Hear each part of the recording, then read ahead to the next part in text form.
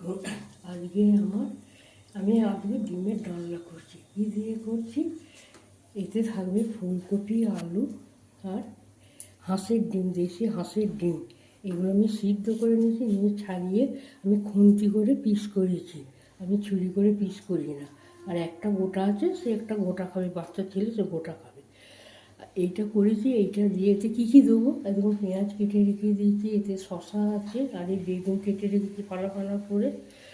দিয়ে এতে এবার আদা জিরে ধনে বাটা আছে, তার পেঁয়াজ বাটা আছে, আরও পেঁয়াজ বাটা আছে। আর এটা আমি তরকারিতে ছড়িয়ে দেবো। হলুদ দেবো, নুন দেবো, স্বাদ মতো নুন ঝাল মিষ্টি দেবো, টমেটো দেবো। এই দিয়ে আমি আজকে ডিমের ডালনা করব। ফুলকপি দিয়ে আলুগুলো এখন আমার সিদ্ধ করা আছে, জলেতে পড়ে আছে। এই দিয়ে আমি ডিমের ডালনা করবো আজকে। আপনারাও এরকম ধারা করে ডিমকে সিদ্ধ করে এরকম খুন্তি করে কাটবেন, আর এরকম করে করবেন। খেতে দেখবেন দারুণ লাগবে। শীতকাল তো, গরম ভাতে খেতে খুব ভালো লাগবে। আর আমার বাড়িতে আমার ছেলে, বৌমা, নাতনি, দুই নাতনি আমার এসেছে।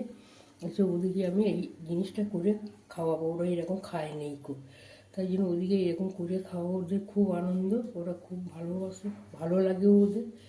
আর এই দেখুন, 2 4 6 8 10 12 14, আর এটা গোটা রেখে দিয়েছি।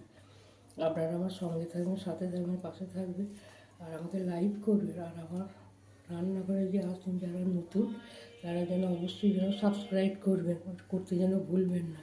আর আপনারা আমাকে ভালো না বাসলে আমি এগিয়ে যাবো কী করে? একটা তো পরিবার তৈরি করবো বলেই তো আমি নেমেছি এইটাতে।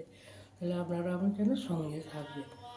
আর আপনারাও এইরকম করে করবেন, খাবেন। দেখুন, দেশি হাঁসের ডিমের কালারটা একবার দেখুন। তারপর রান্না হলে তো তার তো আরও অন্যরকম রয়ে যাবে। এতে ঝাল লঙ্কা দেবো।